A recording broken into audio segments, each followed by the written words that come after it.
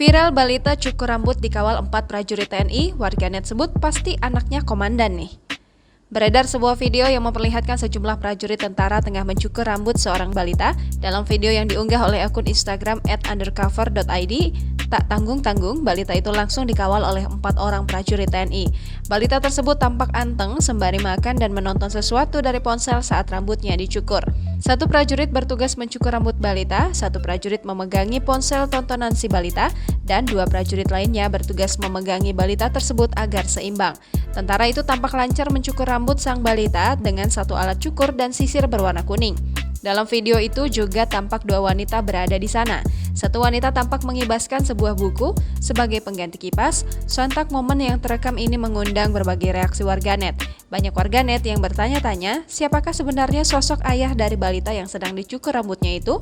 Salah satu warganet mengatakan bahwa balita tersebut pasti merupakan anak dari seorang komandan.